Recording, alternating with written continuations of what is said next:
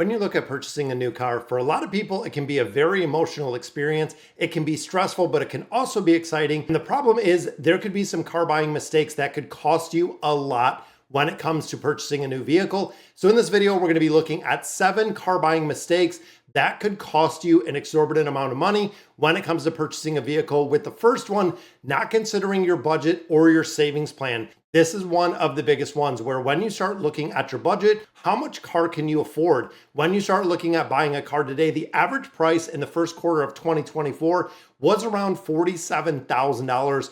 With the current interest rate, you are looking at payments about $700 to $800 a month, which is kind of incredible. When you start looking at the average used car, you're at about $27K. When you look at the average new car, you are at about $62,000.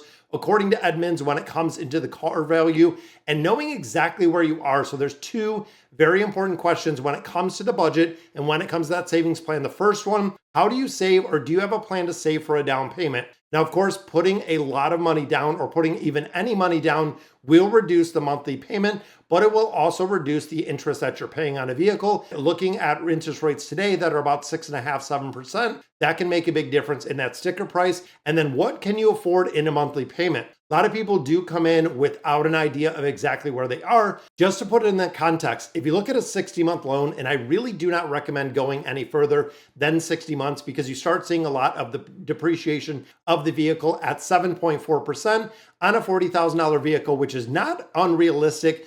$2,500 down will put you at $800 a month. When you think of that $800 a month, that does not include anything else that we're going to go over in this video, including the cost of insurance. That is just strictly the principal and interest that you're going to be paying on the vehicle. The second mistake we look at is overspending on a car at the expense of other goals.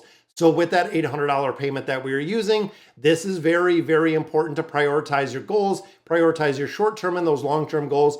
Because if that $800 payment doesn't work for you, you of course could extend the term, which again, I do not recommend, but you could also look at a vehicle that is, let's say, in the $20,000 to $25,000 range instead of that $40,000 price tag. If you are looking at that $40,000 price tag, it means you might have to cut from different places, which could be really the balancing act of investment accounts, savings, debt repayment if you have any credit card debt. You have to know exactly what it is. Now, when it comes to cars themselves, in my opinion, they are a very bad investment. They are a very big asset that depreciates very fast, not only with the miles that you're putting on the car, but also it will depreciate naturally by the year of the car. And it's kind of crazy when you think about, lifestyle creep, when you think about keeping up with the Joneses. Cars can be super expensive if you're not smart about it, which is the reason why buying used vehicles at least 2 years old makes a big difference. Now, when you look at 61% of people who earn over $250,000 a year, they drive Hondas, Fords, Toyotas,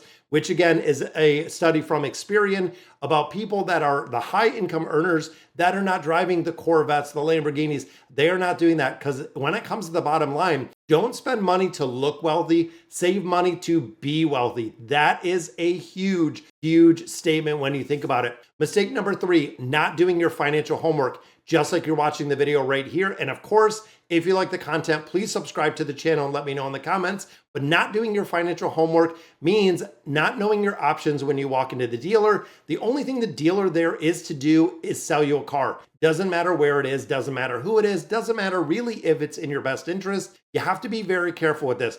But if you go in there in comparison shopping banks, financial companies, credit unions, you already know, especially where your credit score is, what rate you should expect to get, knowing the interest rates, the loan terms, the finance charges, and also what if you put a down payment down? What is it going to look like? What if you run a shorter term? This is a great time to use a car loan calculator, knowing exactly what you're getting into and having all of that data at the ready when you go in. I have seen a lot of car dealerships that will charge you an exorbitant amount for different things, and they're just add-on. I once seen $480 for nitrogen inflation on tires. I once seen a extended warranty that was $4,800. You're talking about a $20,000 car with a $5,000 warranty, and it didn't even cover everything that you would kind of expect. Now, of course, you have to deal with dealerships, and sometimes it will be private sales, things of that nature, but they could have special rates. They could have special pricing. They could have special things. Make sure when you sit down, you're not just sticking to one dealership, because dealerships themselves are very competitive. If you compare 5 different Ford dealerships looking for a vehicle, they can have different kind of pricing depending on where they are, depending on the location, also depending on the dealership. So make sure you do your research and you do shop around. Mistake number 4, focusing only on the monthly payment. This is one of the biggest things where people need to pay attention and really know, again, when it comes to that $800 payment, what else is in there? What can you afford? What are you going to have to do with that $800 payment? And what adjustments are you going to have to make? It's very important, but of course, when you start focusing on only that payment, it can really stop you from negotiating the price or looking at your different options that you have. Because of course, if you stick to a number and that number is attainable, you don't put in everything else. We're talking about insurance costs, gas costs, repair costs, getting new tires on the vehicle if it's 2 or 3 years down the road. If it is a used vehicle, what does it look like? And also knowing what the sticker price is. So another thing that we have seen with a lot of different dealerships is they will have a different price for online shoppers than they have for in-person shoppers.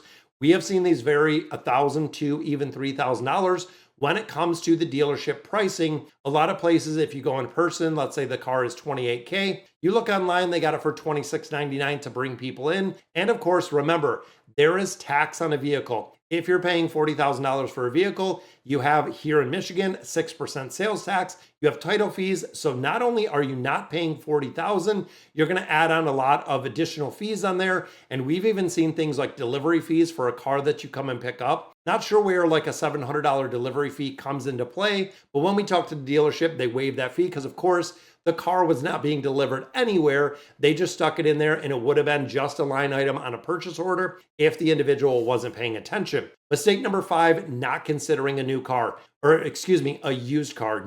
Mistake number 5, not considering a used car. When you look at this, new cars are expensive.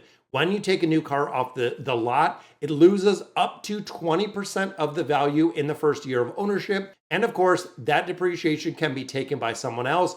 You could buy a leased vehicle that is about 2 years old. You could buy a trade-in. You could buy a bunch of different things that really the depreciation is already gone with the used vehicle that you have. Now, of course, you can get a new vehicle to you, maybe not a new vehicle off the lot, because again, when you look at the difference of a $28K price tag for a used vehicle and a $60,000 plus for a new vehicle, that is kind of crazy. And a lot of dealerships will certify used vehicles. So they will have certified pre-owned cars, extending the warranty 1 year. We've seen 3 years. We have even seen 5 years for an extended warranty for a used vehicle, which of course can save you a ton of money in the long run. Mistake number 6, ignoring the insurance and the maintenance costs.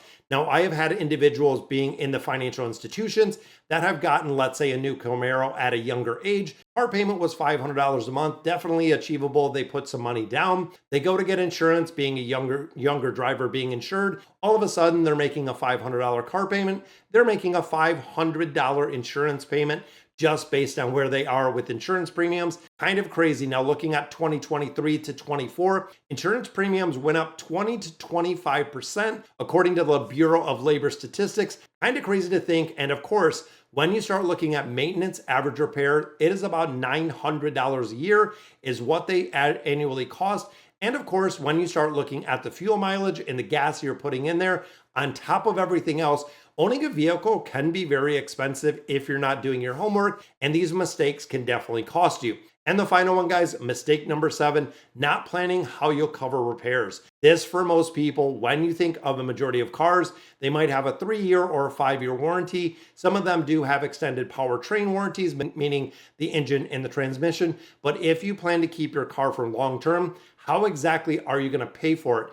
Me personally, we buy extended warranties. We're actually on our second Volkswagen. We have always bought the warranties, and through Volkswagen, they're very, very affordable. And we have actually used all of our extended warranties that we have ever purchased. This means that if I have an emergency, I am not dipping right into that emergency fund. I don't have to come up with the money myself because I paid the cost up front, actually in the cost of the vehicle. So I paid it up front to get that extended warranty. Now I know a lot of people just look over, they deny it, they don't want the warranties at all. But when it comes to major car repairs, especially now in 2024, they are very, very costly. When you think of an engine that could be $8,000, transmission 6 to 7, my turbocharger was $7,000 on a Volkswagen, making sure that you have the money to cover that and not really sacrificing your emergency fund in its entirety. So guys, I hope it really helped with 7 car buying mistakes that could definitely cost you. And if you know any of these or have experienced any of these, absolutely let me know in the comments, and I'll catch you in the next video.